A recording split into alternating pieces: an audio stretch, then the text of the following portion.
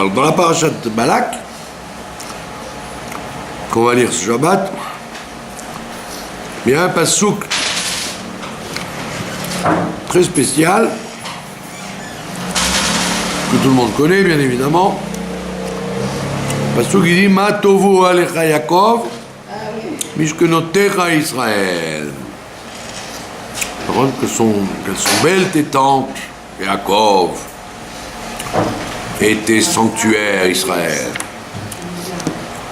Alors là-dessus, évidemment, la Gemara, elle dit que des brachot de Bilam, on comprend les clalotes. Le fait des belles paroles qu'il a prononcées, on apprend qu'est-ce qu'il avait dans le cœur. Il avait tout le contraire dans le cœur. Alors la Gemara, elle dit que de quoi il parlait? Matovo alecha Yaakov, il parlait de la tsniout, de la pudeur des femmes juives, des ohalim, des tentes de Jacob. Bon, alors, évidemment, il y a beaucoup de sens à ce verset, mais un d'entre eux, c'est de dire que il a loué la pudeur, la tsniout. Et de là, on voit que c'est de là, on voit dans ses intentions à Bilam, qu'est-ce qu'il voulait faire. Donc, qu'est-ce qu'il voulait faire? Il voulait maudire le Ham Israël, et il dit que la meilleure façon qu'il y ait des malédictions, c'est par le manque de tsniout des femmes. La tsniout, la pudeur des femmes, c'est une garantie de brachot.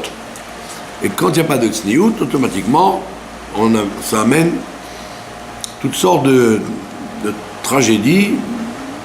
Et c'est ce que voulait Bilam. Donc de ce que Bilam a béni, vous avez compris qu'est-ce qu'il voulait penser il pensait le contraire. Il disait Matovo alecha Yaakov, que tes tantes sont belles, Yaakov, c'est-à-dire je souhaite qu'elles ne soient pas belles pour que justement il y ait des malheurs qui tombent sur le Ham Israël. Alors la pudeur des femmes, c'est pas que vestimentaire, c'est dans la pensée, dans la parole et dans l'action. Par contre, très souvent, vous avez des femmes ou des jeunes filles qui sont habillées avec pudeur. Au niveau vestimentaire, il n'y a rien à dire. Mais au niveau des marchavot ou des paroles, ça laisse beaucoup à désirer. Donc on dit par exemple, une femme pudique, elle ne doit pas parler fort, par exemple. Enfin, en public, quoi. Vous avez des gens dans la rue, elles sont bien habillées, ça noie, mais elles crient au téléphone. Dans la rue, elles parlent fort. Et on dit, c'est pas dans le guédéra de tsniout. Par contre, déjà, chez un homme, c'est mal vu de parler fort dans la rue. Ça fait mauvais genre, c'est populaire. De parler fort dans la rue, sauf s'il parle du vrai Torah en flamand. Mais de parler fort dans un lieu public, c'est mal vu déjà chez les hommes, et on dit à plus forte raison chez les femmes. Bon. Donc la discrétion, la pudeur, c'est pas seulement la pudeur. La tsniout, c'est pas seulement la pudeur, c'est aussi la discrétion. Discrétion dans le langage. D'accord? Parce que la plupart des livres se consacrent à la pudeur du vêtement. Par exemple, on te dit dans tous les livres qu'il ne faut pas mettre la couleur rouge. La couleur rouge, c'est la couleur même au niveau des ondes. Les infrarouges, c'est une couleur qu'on voit très, très fort. Plus que le vert, et plus que le jaune, et plus que le blanc, etc. Donc on dit que dans les Sfarim, on dit que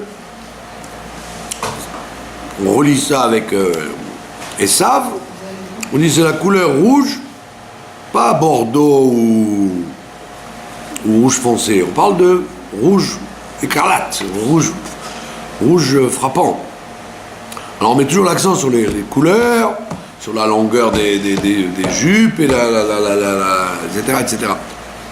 Mais on met rarement l'accent sur les pensées et les paroles. Et on dit les pensées et les paroles doivent être livrées à la tzniout. Alors, tout le monde connaît cette Gemara qui dit par le mérite des femmes tzadkaniot, on est sorti d'Égypte. Et les commentateurs ils disent comme en Égypte ça a provoqué la Géoula, dans la galoute de Rome, maintenant ça provoquera aussi la Géoula. Mais il y a des gens qui comprennent de travers le texte. Ils disent puisqu'écrit Bisrout Nashim Tzadkaniot, par le mérite des femmes tzadkaniot on est sorti d'Égypte, alors les femmes elles disent ben c'est nous. Non, on te dit par le mérite des femmes tzadkaniot. C'est pas toutes les femmes qui sont définies comme tzadkaniot. Par contre, par le mérite des femmes tzadkaniot, il n'y a pas écrit par le mérite des femmes qui étaient toutes des femmes justes.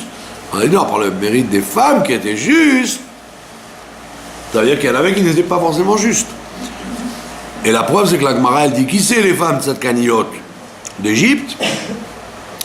Alors, il y a deux options. Soit Yocheved, la maman de Moshe, et sa fille Myriam, ou alors Yocheved et sa belle-fille Elisheva, la femme de Aaron. D'accord? Et qui étaient ces deux femmes? Alors on te dit c'était les fameuses Shifra et Poua, les fameuses sages-femmes qui ont été nommées par le pharaon pour diriger le génocide des enfants. Ça, c'était pas Myriam?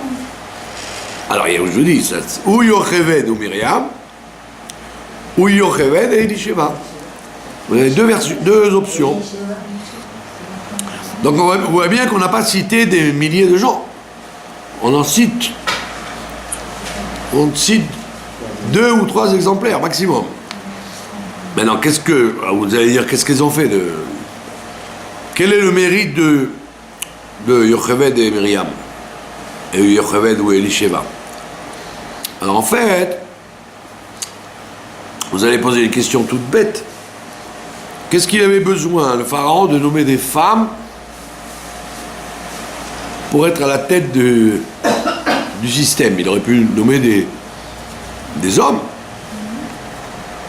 Dès qu'un enfant vient à naître, ils sont un garçon, on le tue, et une fille, on la laisse vivre. Pourquoi des femmes? Parce qu'il c'était un grand vicieux, pharaon. Il dit, parce que si vous faites venir des hommes, elles voudront pas que les hommes rentrent dans la salle d'accouchement. Donc on ne pourra jamais réaliser la xéra.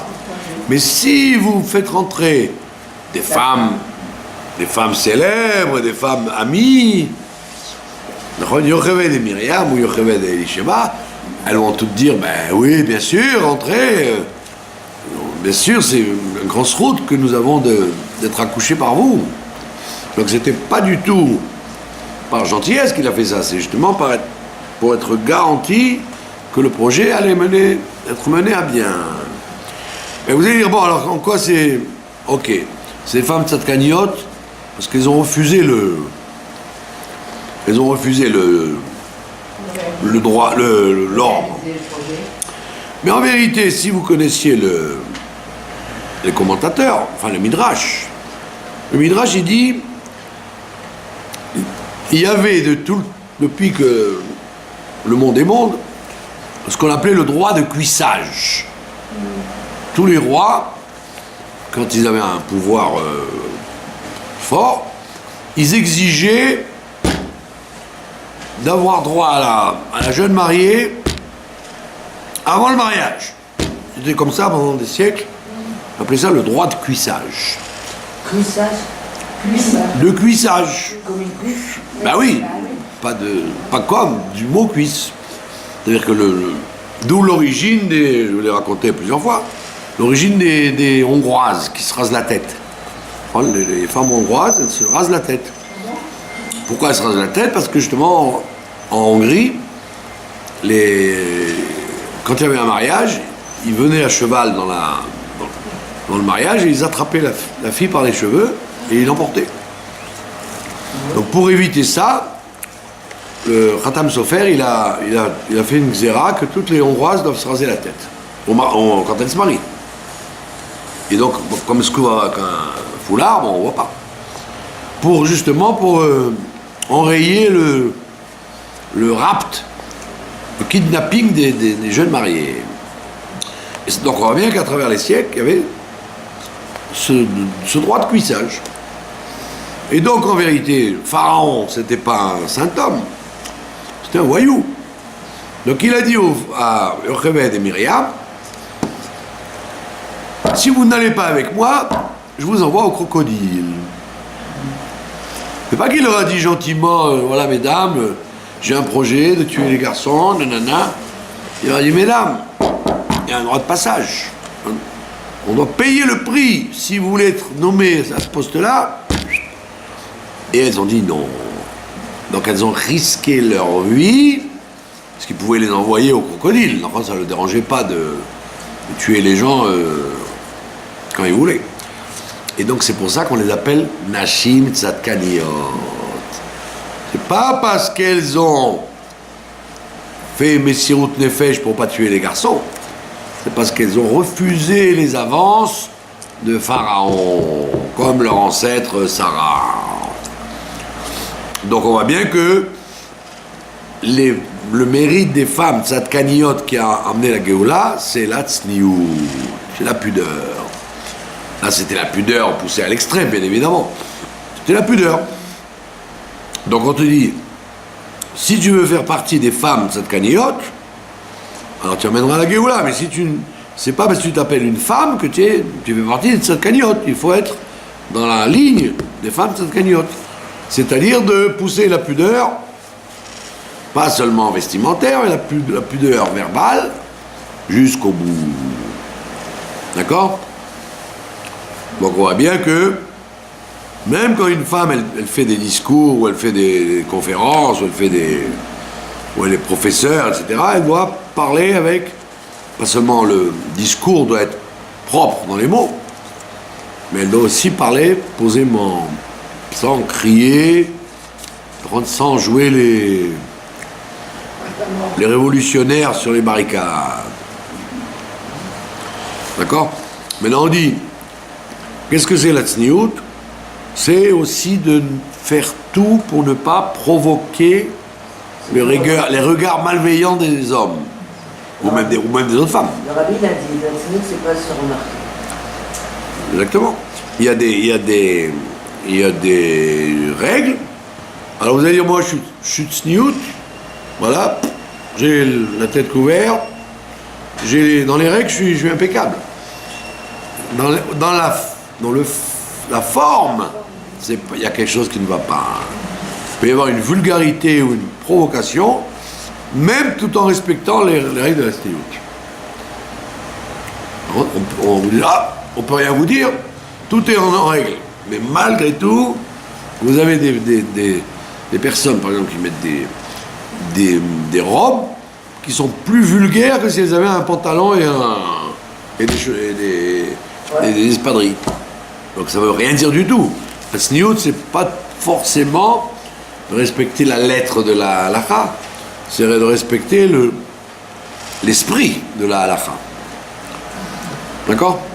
Alors on n'a pas dit qu'il fallait se déguiser en épouvantail,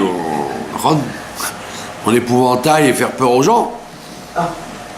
Mais il faut savoir que faut être discret dans son vêtement et dans son discours. Et la preuve, c'est qu'on te dit dans dans les haftarot des 3 semaines, 3 semaines de deuil dans lesquelles on va rentrer, on te dit que le temple a été détruit à cause des filles de Sion qui marchaient parce qu'elles tapaient des talons par terre. Et tapaient des talons par terre pour attirer le regard et l'attention des Romains. C'est un Yetzer Hara féminin de vouloir plaire. Et malheureusement, il y a écrit dans la Gemara, il y a écrit que il y avait un des 10 Chachamim qui a été tué par les Romains. Il s'appelait Rabbi Hanania ben Teradion. Et il a été horriblement torturé, puisqu'ils l'ont entouré d'un Sefer Torah, et ils ont mis des cotons mouillés autour de lui pour que ça brûle plus lentement. Sa femme aussi a été tuée, et sa fille a été envoyée dans une maison de débauche. La fille de Rabbi Hanania ben Teradion. La Gemara s'interroge, elle dit quoi? C'est la fille de Rabbi Hanina, sa femme, c'est quoi cette histoire? Il dit oui, parce que sa fille, elle marchait en tapant des talons par terre, et donc les centurions romains et les soldats, ils se retournaient quand elle marchait, quoi. Elle provoquait. Et la Gemara dit à tel point qu'elle a fini sa vie dans un truc de fille. Catastrophe. D'accord? Ouais. Donc on voit bien que le fait de ne pas provoquer les hommes ou les garçons, etc., c'est une des limitations de la sniout. Voilà, pareil pour quand une personne est à la maison. Quand on entend quelqu'un crier dans une maison, même si on est dehors, même si c'est pour dire mets le linge dans la machine ou n'oublie pas d'éteindre le gaz, d'accord? Vous auriez dit qu'est-ce qu'il y a de pas de sniout là-dedans? Le fait de crier, le fait de se faire entendre trop violemment, c'est une démonstration de manque de sniout.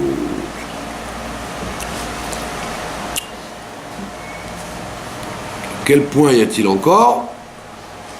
Alors on te dit que à l'origine, on voit bien que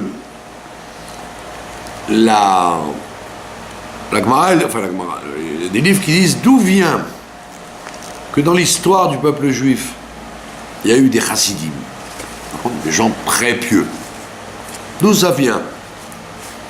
Oui, vous voyez bien, dans chaque communauté ou dans chaque génération, il y a des tas de gens très, très pieux, très discrets, très religieux, très craignant Dieu.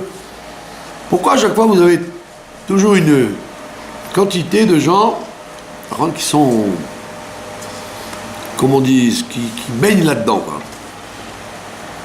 Alors la Gemara, elle répond, hein. La Gemara, les textes répondent, c'est par le mérite des 4 mères. Le srout de la pudeur des 4 mères, Sarah, Rivka, Rachel et Léa, c'est ça qui a provoqué que que dans le peuple juif, il y a à chaque fois des gens particuliers pour leur chassidoute, quoi, qui sont très très très craignant Dieu et très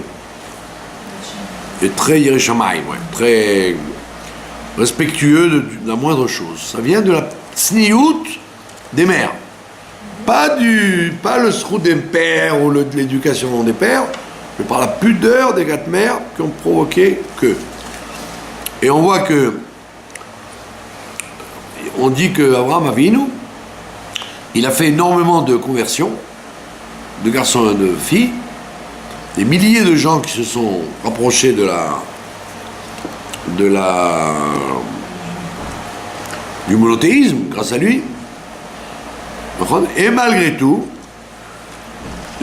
sa famille se sont mariés entre eux. Ils n'ont pas été chercher à faire des mariages avec les gens qui arrivaient. Pourquoi? Parce que, bien qu'ils se rapprochaient du monothéisme, ils venaient de familles et de peuples qui n'étaient pas pudiques. Alors, on voit bien que Abraham, Isaac et Jacob, ils ont voulu absolument se marier dans la famille d'Abraham, là-bas du côté de l'Irak, parce bien qu'ils étaient des idolâtres, au niveau idéologique, ils étaient tordus, mais au niveau de la pureté et de la discrétion, ils étaient au point.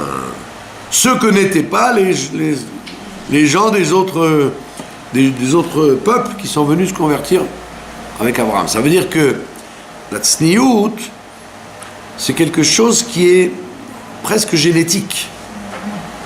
Presque génétique, ça veut dire que tu peux être superficiellement pudique parce que tu as appris, tu respectes les règles, mais au fond de toi, tu viens d'un milieu ou d'une ascendance où cette chose-là n'a pas été respectée comme il faut.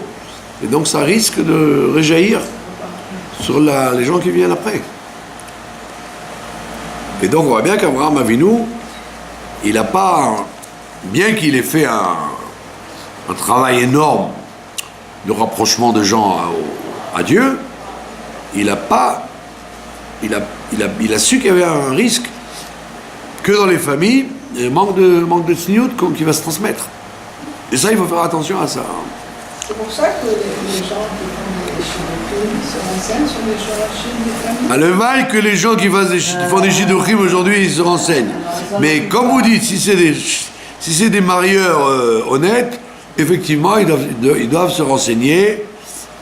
Les Avdil, jusqu'à la 4e génération, comme dans les régimes totalitaires. Mais c'est pas souvent ce qui se passe.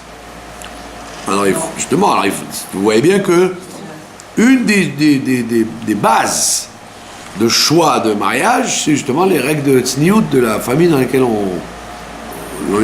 les gens vont.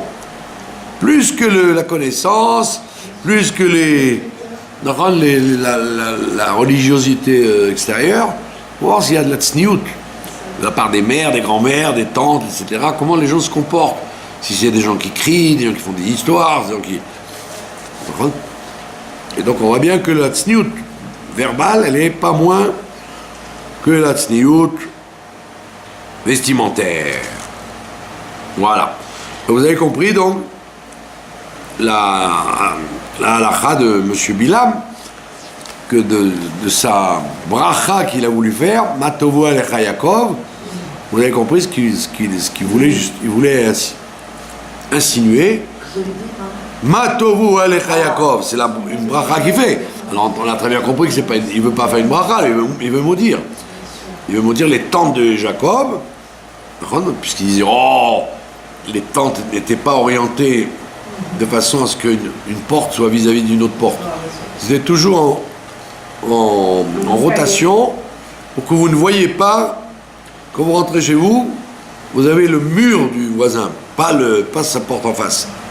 Pour éviter que les gens pas s'espionnent, mais s'observent. D'ailleurs, c'est une règle de tsniout, quand vous montez un bâtiment, vous montez dans votre immeuble, ou un immeuble, peu importe. Et puis en montant, il y a une porte ouverte. C'est pas celle où vous allez, c'est en passant. Vous auriez tendance, les gens ils ont tendance à, comme on dit, à zioter ce qui se passe dans cette maison-là. Pas par voyeurisme, mais par curiosité, comment les meubles sont, s'il y a un beau lustre, si c'est propre, s'il y a la crasse par terre ou si ça reluit. Alors quand tu montes dans un immeuble, ne regarde pas. Ça ne te regarde pas. S'ils ont oublié de fermer la porte, ça doit pas être ton... Tu dois pas dire Providence, je dois regarder ce qui se passe. C'est une règle de tsniout. Ouais. Une règle de sniout. La curiosité, tu veux dire? Oui, c'est une règle de sniout que tu n'es pas censé du tout savoir. Moi, ça m'arrive tous les jours. Quand j'arrive chez moi, la porte des voisins elle est ouverte. Ouais.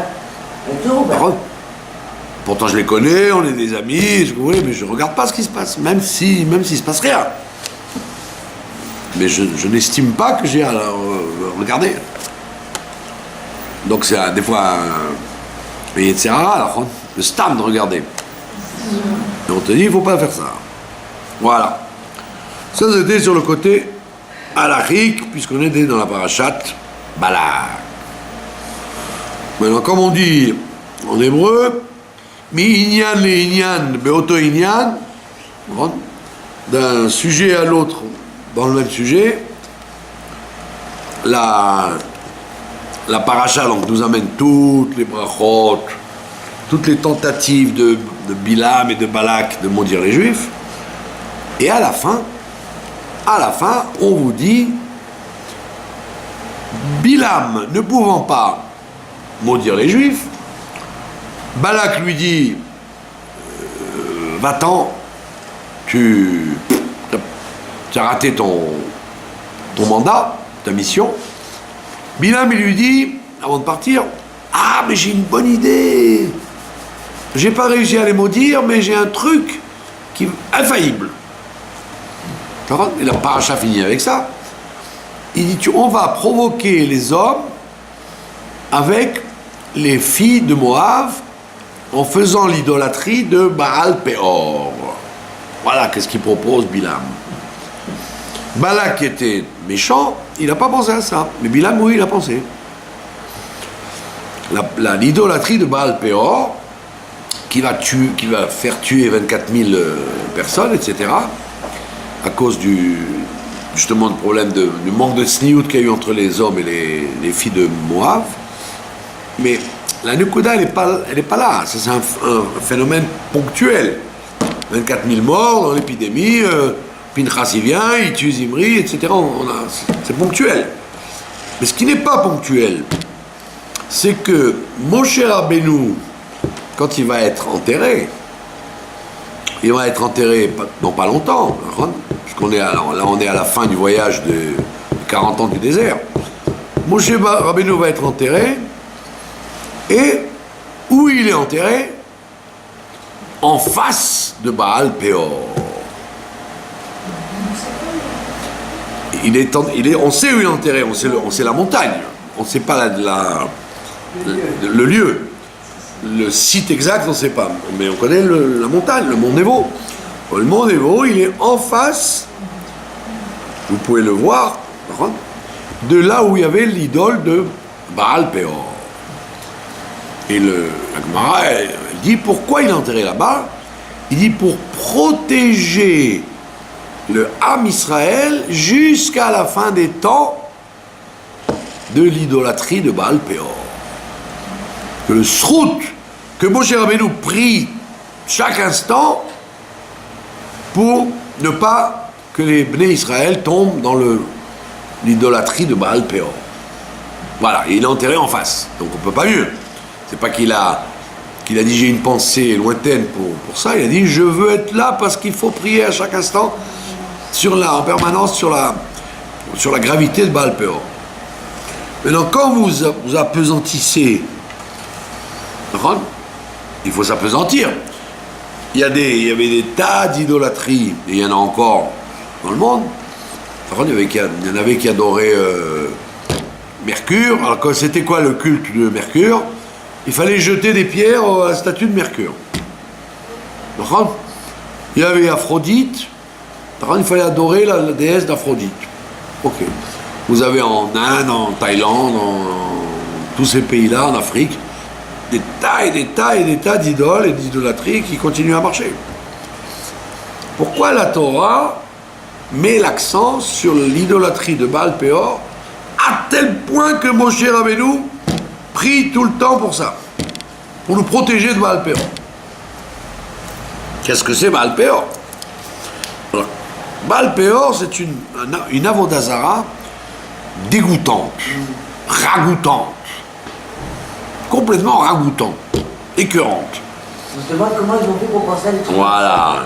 Vous avez une idole, on ne sait pas tellement d'ailleurs la tronche qu'elle avait, vous avez une idole, et le culte consistait à faire ses besoins devant tout le monde, devant l'idole.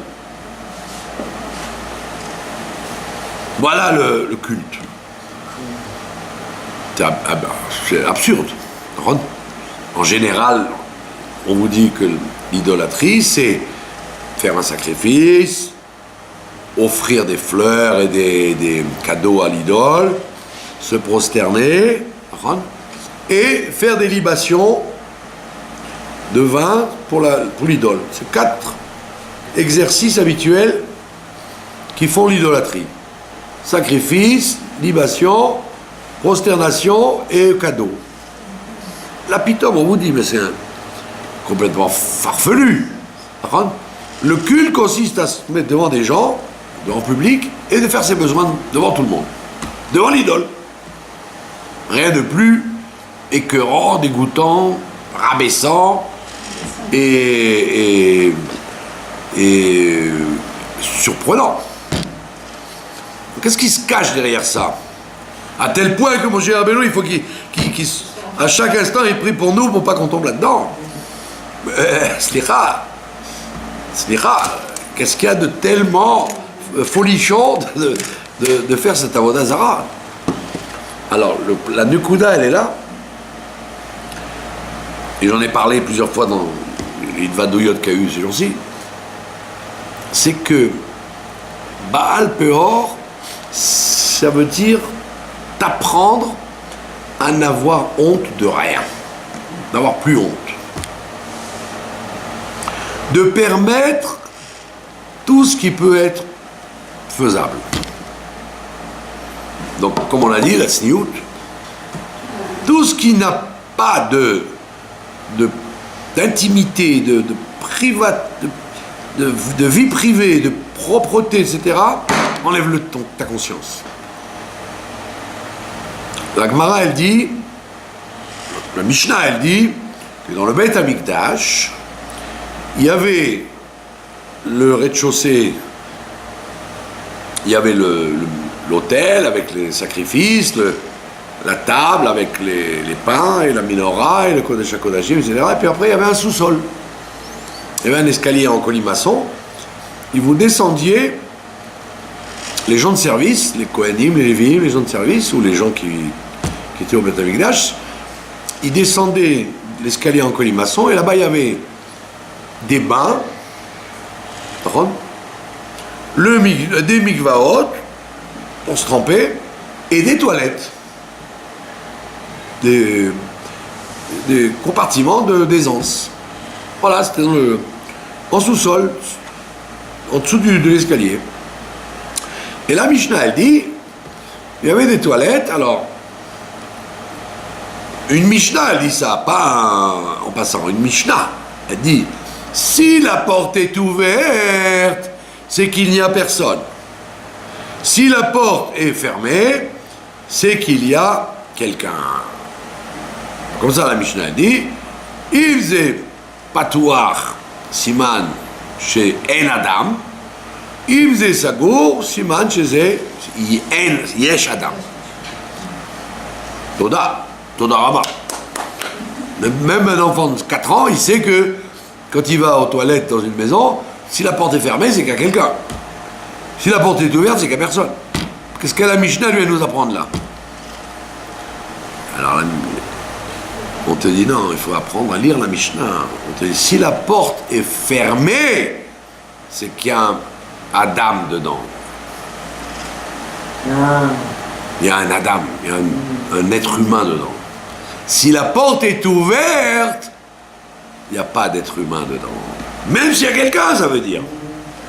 Ça veut dire, si tu ne fermes pas la porte des toilettes, tu t'appelles pas un homme.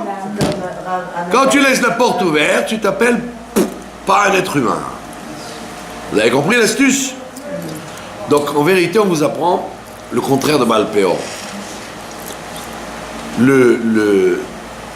Et moi, je vais très loin, parce que ne croyez pas que ça s'arrête là. le principe aujourd'hui de la démocratie et de la gauche, c'est le culte de Baal Peor. C'est ça dont on parle. On ne parle pas des toilettes et de faire de se libérer devant une idole. On parle que quand je me libère devant l'idole, ça veut dire je montre devant tout le monde que je n'ai honte de rien. Alors que un être humain avec du chinour, dès que tu apprends à un enfant, remets ta culotte, tu te promènes pas comme ça dans la maison. Les enfants, ils aiment bien courir tout nus, avec leurs couches dégoûtantes, etc. Donc tu leur apprends très tôt, 2 ans, 3 ans, hop, on ne se promène pas comme ça dans la maison. Donc tu leur apprends que il y a des limites, il y a des choses qu'on ne fait pas. Et avec le temps, les gens, naturellement, ils se mettent des limites. Vient la démocratie, les gauchistes fondamentaux qui vous disent mais non, Déshabillez-vous. tout ce qui, déshabillez-vous, tout ce qui est interdit doit être permis. Incroyable. Tout ce qui est mal vu doit être bien vu. Tout ce qui, voilà, Baal Peor, c'est pas simplement l'idolâtrie qui n'existe plus, de se libérer devant un groupe de gens. Non, c'est d'enlever en soi de force tout ce qui s'appelle les barrières des êtres humains. Donc, il n'y a plus de limites, et donc automatiquement se réalise le verset de Isaïe qui dit avant la venue de Mashiach, on prendra la lumière pour l'obscurité et l'obscurité pour la lumière. Pas que tu prends simplement la lumière pour l'obscurité, tu prends l'obscurité pour la lumière. Et tu insultes, tu te moques des gens qui te le disent. Donc ça veut dire quoi? Ça veut dire que la guerre, pourquoi Moshe Rabbeinu il prie chaque instant, c'est pour empêcher que les Bnei Israël et l'humanité qui va avec ça, elle accepte de dire La confusion. tout est permis, et tout ce qui n'est pas permis, c'est grave. On est en plein dedans. Il faut tout permettre et rien interdire. Maintenant, donc vous avez ça au niveau du klal, mais vous avez ça au niveau du chinour. Une des raisons fondamentales pour laquelle les enfants ou les gens quittent le judaïsme, c'est que les parents ont peur de donner des limites aux enfants. Les parents ont peur, et c'est pas depuis aujourd'hui, c'est depuis la poussée énorme de la démocratie dans le monde qui a imprégné le monde juif et le monde religieux et le monde orthodoxe et tout ce que vous voulez, en disant il ne faut pas traumatiser un enfant, il ne faut pas lui dire non, il faut lui dire toujours oui. C'est du Baal Peor à la maison. Vous avez compris la gravité de Baal Peor? C'est de dire toujours oui. Pourquoi vous laissez votre enfant manger salement et se comporter mal? J'ai peur de le traumatiser, j'ai peur qu'il soit choqué par la Torah, qu'il n'aime plus la Torah. Mais les chiffres sont clairs. Historiquement, il y a plus de gens qui s'éloignent de la Torah quand on les laisse faire que des gens qui s'éloignent quand on les a traités à la dure. On ne dit pas évidemment de tabasser les enfants, bien évidemment. Mais on dit que dire non, aussi bien que de dire oui, ça n'a rien de grave et d'anti-éducateur. Ça veut dire que tu fais rentrer Baal Peor dans ta vie en disant il faut permettre. Quand on permet, on se sent mieux. C'est faux. Quand on permet, on se sent pas mieux. Au contraire, on se sent mal. C'est bien qu'un enfant il dise je veux pas ça, maman ne me permet pas. Je ne veux pas ça, la Torah ne le permet pas. La gauche, elle te dira, quoi? Mais tout doit être permis. Sinon, tu es frustré, tu n'es pas bien dans ta peau quand on t'interdit quelque chose. C'est faux. Archi faux. Plus quelqu'un a des limites qu'on lui met de l'extérieur, et plus il se sent bien, justement. Je disais ça aux amateurs de football, la Coupe du Monde de football. D'ailleurs, hier, par rigolade, quand je suis arrivé l'après-midi, il n'y avait personne. Alors qu'en général, il y a une yeshiva de Sud-Américains qui vient là tous les jours. Personne. Alors moi, dans ma naïveté, je disais, oui, après les Hitvadouyot de Yud Bet Tammuz, Guy Yud Bet Tammuz, ils doivent être crevés, les pauvres, ils sont rentrés tard, se coucher tard. Pas du tout. Il y avait l'Argentine contre je sais pas quoi. Et donc, tout le monde a été voir le match d'Argentine. Bon, peu importe, ça c'est le moins grave qu'on puisse dire. Mais quand vous rentrez dans l'esprit des gens, des enfants, les gens vous disent, c'est vrai qu'on est heureux quand on a des limites. Alors moi je leur donne l'exemple. Vous aimez le football, parce que c'est un art de savoir jouer comme ils jouent eux, les gens qui sont dans les Coupes du Monde. Et vous croyez que c'est des gens qui dorment tard, qui mangent n'importe quoi, qui restent devant la télé jusqu'à 2h du matin. Ils ont une discipline de fer pendant des années. Ils sont comme des moines pendant des années. Tu n'as pas le droit de boire des alcools, tu n'as pas le droit de te coucher tard, tu dois travailler 11 heures par jour, qu'il pleuve, qu'il vente ou qu'il neige, pour pouvoir avoir des résultats que les gens applaudissent. C'est que ce sont des gens qui ont sans arrêt des limites. Et les entraîneurs, ils se mettent à 9h du soir, ils sifflent pour qu'ils aillent dormir. Oh, il va voir que tu traînes encore dans les discothèques ou dans les cafés, alors que demain matin, tu vas t'entraîner. Parce que je veux que tu gagnes le match. Bon, tu ne peux pas gagner un match si tu te permets manger quand tu veux, manger ce que tu veux, à telle heure que... Non. Donc on voit bien que dans les domaines les plus plaisants que les gens ont, derrière le côté « Oh, bravo, ils ont bien joué », mais ils en bavent. Il y a une discipline de fer dans le sport et dans plein de choses, dans la musique, dans ce que vous voulez, dans le travail. Donc toute réussite, tout avancement qu'il y a dans la vie dépend justement des limites qu'on se met. Donc c'est complètement faux de dire que les enfants ils vont mal tourner parce qu'on leur interdit. Pas du tout. Au contraire, ils vont bien tourner parce qu'ils savent qu'il y a des choses qu'on fait, des choses qu'on ne fait pas. Donc c'est ça la guerre de Baal Peor. La guerre de Baal Peor, c'est justement de se dire, moi aussi je suis dans l'affaire. Je critique les gauchistes qui permettent tout, qui applaudissent à l'homosexualité, au mariage entre chats entre hommes et chiens, enfin des trucs, tout ce que vous pourriez imaginer de bizarre. Bravo, c'est beau, c'est émouvant. Alors vous, ça nous dégoûte parce qu'on a encore une cervelle dans la tête. Ça nous dégoûte parce qu'on voit ça. Mais en vérité, en miniature, nous le faisons aussi. Nous le faisons aussi quand nous n'osons pas dire à X que non, que tu ne le fais pas, c'est comme ça que ça sera bien. Parce qu'on est persuadé,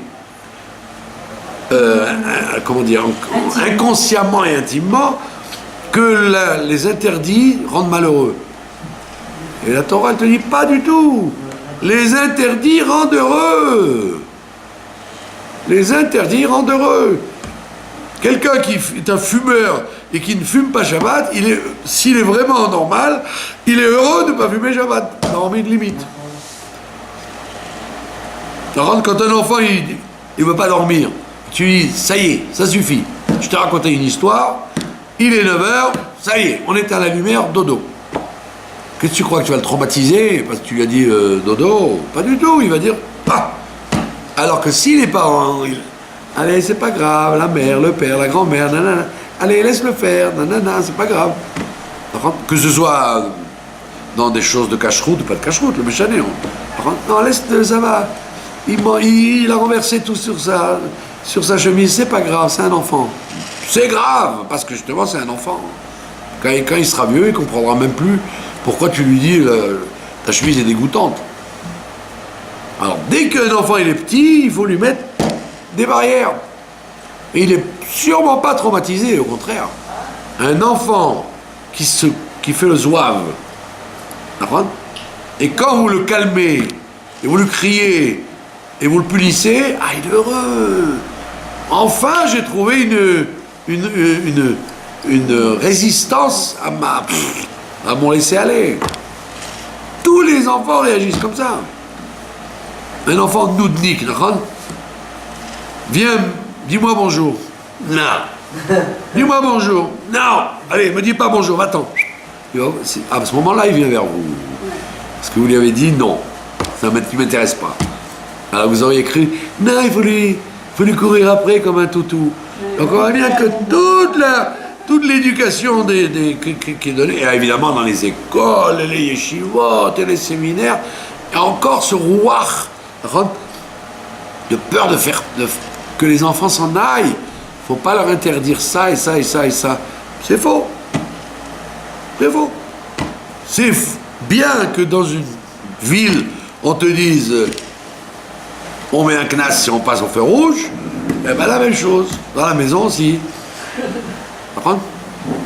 Pourquoi les gauchistes, ils reconnaissent qu'il faut un code de la route? Il ne devrait pas y avoir de code de la route. Ah oui. Pourquoi interdire? Vous connaissez la blague du gars qui téléphone à sa femme dans la voiture, il dit « Chérie, j'arrive pas à comprendre, ils ont dit à la radio qu'il y a un fou sur la route qui roule dans le sens inverse. » Et il dit « Et alors ?» Il dit « Je sais pas, toutes les voitures, elles me croisent et j'arrive pas à comprendre pourquoi. » C'était lui le fou dans le sens inverse. Alors, donc pourquoi pas? Pourquoi interdire de rouler à 150? Pourquoi interdire de rouler sous? Pourquoi interdire de ne pas écraser les gens qui te dérangent? Allons-y. Je me sens bien, moi, quand je roule comme un fou et que je peux écraser 2 ou 3 vieilles. Ah ouais, c'est un kiff quand même. De l'hémoglobine sur l'autoroute. Donc on voit bien que les êtres humains, même les plus tarés, ils comprennent qu'il faut des limites. Le gauchiste le plus noir, il laisse pas sa porte ouverte le soir. Ouais. Il dit pas allez, venez vous servir, tout est permis. Ah, donc tu reconnais que c'est de l'hypocrisie ton histoire. Ah oui, quand ils ont emmené les gens de couleur à la piscine à Ramat Gan. Voilà, bien sûr. La vraie couleur. Donc ça veut dire que le monde va à la catastrophe en permettant tout. Et nous ne devons pas être envahis par ça dans notre monde à nous. Même dans notre monde à nous, il faut dire aux gens non. J'avais une voisine qui jetait sa poubelle devant la porte. Alors on lui a dit, écoutez madame, vous êtes gentille, mais elle mettait sa poubelle devant la porte. On lui a dit, écoutez, soyez gentil, prenez la poubelle, vous la mettez à la poubelle. Ou vous me demandez un service de vous le faire. Mais vous faites ça comme ça. Oh, qu'est-ce qu'on a osé dire? Eh ben, les gens apprennent. Ça veut dire qu'après, ça devient vexant de dire aux gens non. Eh ben, il faut apprendre à soi-même, à son entourage, à tout le monde, qu'il y a des noms dans la vie. Et le non, c'est pas une défaite et c'est pas une insulte. Mais Rav, on dit que cette génération, c'est une génération qu'on ne peut pas faire des autres fautes. Ou alors, il faut être déjà comme un Rav pour faire des fautes. Voilà. Alors, qu'est-ce qu'il faut? Tout le monde n'est pas Rav. Ben oui, mais justement, vous n'êtes pas obligé de dire à quelqu'un dans la figure ce que je viens de vous dire, vous pouvez l'enseigner en disant vous savez que, et les gens disent oui, c'est vrai que j'ai une réflexion qui est fausse. C'est vrai. Donc vous n'êtes pas obligé de le dire comme dire frontal. Vous pouvez le glisser doucement aux gens en disant mais vous savez que le bonheur il est dans dans la limite et pas dans l'excès, c'est tout. Voilà, donc vous avez compris pourquoi mon cher Rabbeinu, il a eu besoin, et il a encore besoin, de prier pour empêcher les dommages de Baal Peor. Je vous remercie de votre attention. C'est nous qui vous remercions.